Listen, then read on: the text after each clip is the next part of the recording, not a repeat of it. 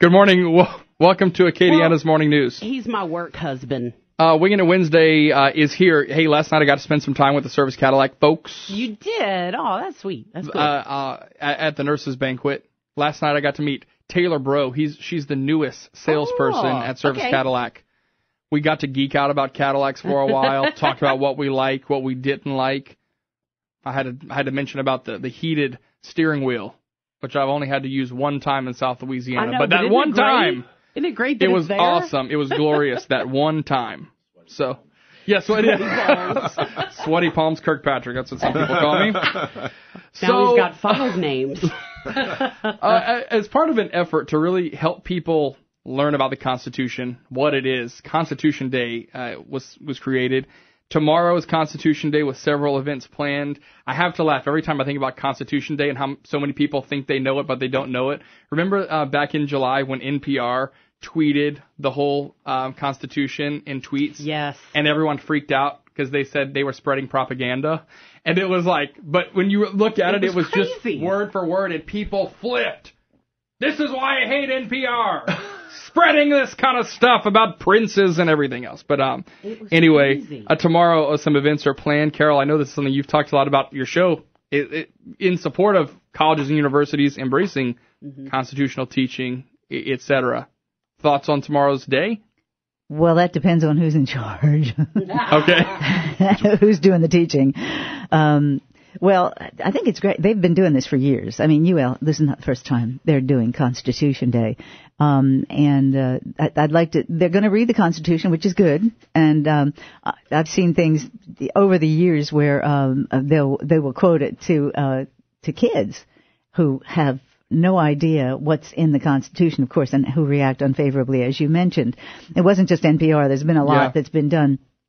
One of the best things I have ever seen about the Constitution is years ago we had a contest, and Republican women did, and there was a film, a documentary attached to it, and really well done documentary, a reenactment of how this all came about, and it really showed you the back and forth, the terrible, the terrible issues that went on in trying to form this country because of the divergent viewpoints, the largely agrarian South that depended on slavery, and the North that was becoming more and more industrialized and against slavery, and generally speaking, that wasn't the case all across the board. So seeing how this document was put together and the beauty of it in just a few hundred pages, it's just amazing. It's this long with so far only 27 amendments to it. Pretty amazing. First 10, of course, being within a few years after because of the concerns about the rights. Although many of the founders and the document, those who wrote the document or were most responsible for it, felt that there was enough protection in there for individuals, but there were many others who said, no, we got to have those other 10 amendments. So they were added on as the Bill of Rights, and which have really defined, I think that's what has really defined the beauty of our Constitution, that freedom of religion, freedom of the press, the limitations, which of course our former president lamented all the time, the limitations on the power of government.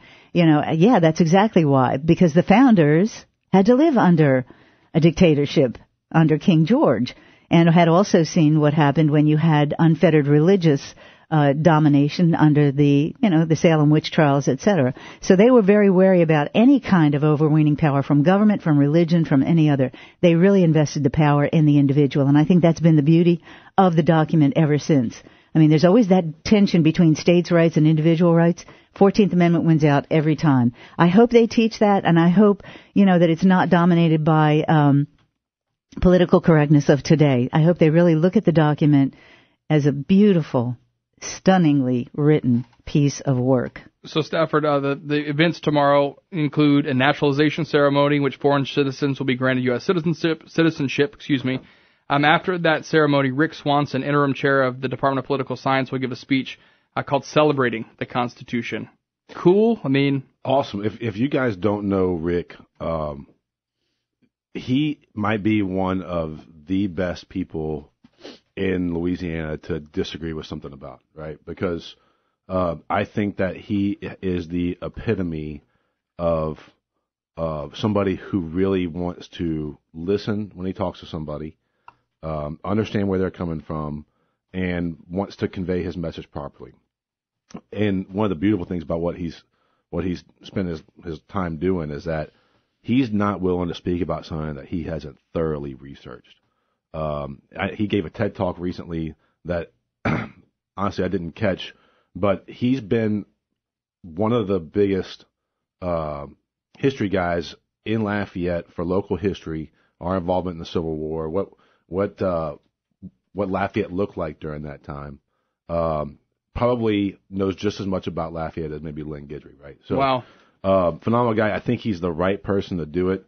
I also think that there's a misconception in society about like who owns the love of the Constitution. There's this idea that that Republicans, being strict constitutionalists, own that relationship with the Constitution, and I think the left side, being heavy civil rights, think that they own that relationship. And the reality is, the more exposure that people can get to it, the better it is. So hats off to UL for continuing to do this. I hope that the kids there get a chance to take it all in. Warren, what are your thoughts? Is education about the Constitution and exposure to it really the key?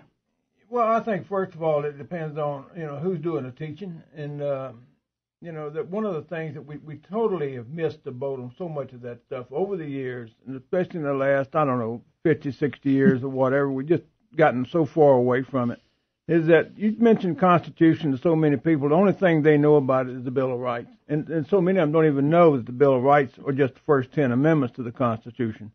The Constitution really, it set up the framework of this government. And this has lasted as the longest republic on the face of the earth. It's lasted longer than any other that's ever lasted in history.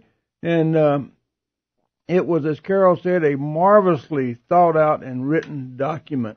And, and Stafford says that Republicans think they own the Constitution, but, I disagree with that. I think that what we all want to do is to sit there and look at this thing under the rules that we have to live under. And I go back to just a few years ago when this aspect of the constitutional amendment that came up for banning same-sex marriage. And they asked Michael Reagan, they said, well, your father would certainly be for that, wouldn't he? And he said, I don't think he would. He said, my father was one who believed that the Constitution set limitations on government, not limitations on personal freedoms. And so much of us, we forget those kind of things, that my point is, political philosophy is, I don't want government in every aspect of my life, but by God, I don't want government in every aspect of your life either, even if we may disagree. And the Constitution, we have strayed away from a lot of it, and but it is a document that is there. Justice Scalia said one time in an argument, he said, the Constitution says what it says, and it doesn't say what it doesn't say.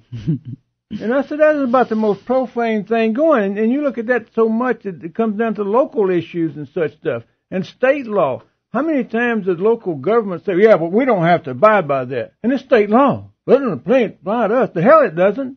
It applies to all of us. So, I think that's the, just go back to that. It says what it says. And it doesn't say what it doesn't say. Thanks, Warren. We're going to talk about Miss America next after this break. Too political? Sign of the times? What do our panelists think? When we continue on Winging It Wednesday, next on Acadiana's Morning News. Oh, wait, I have to turn on your mic. That was my mic, sorry. Yeah, what's the deal? I don't know, it's just kind of fun. I put nice labels on all this stuff. I know. Can I tell you about a traffic crash? Oh, no, 1, 2, 3. Okay, 1, tell 2, us 3. Tell us about the traffic Well, crash. I just wanted to let you know, a person called in to say that as you're coming, if you travel Johnston coming into Lafayette, 167, if you're traveling on Johnston, you're coming into Lafayette, just past the area of E. Broussard Road, there's traffic fender bender, 2 cars there. But he said it's kind of starting to slow things down a little bit. All right. So I just wanted you to know that. I'm glad I picked the correct microphone. That was fun. It's our first day doing the show together, right? Yes, it is. And that's a rough area in the morning. I don't know why. Traffic. Well, yeah, there's so much traffic, and you know what else? There's the turn lanes going in to the mall, okay? They're not required turns. You can go straight or turn. Unfortunately, it causes, so that means no one gets in them because everyone thinks that they're actual turn lanes. I do. Okay. I will use that to pass people. Well, that's what I'm saying. Time. So you're the problem because people go all the way to the end, and then guess what? The lane has to turn onto Ambassador. So you have to get in at the last minute. That's the Stafford cruising lane. Listen, I live in South Lafayette, so like I have to utilize that road. Because when Westminster's open, East Broussard's backed up for miles. Right.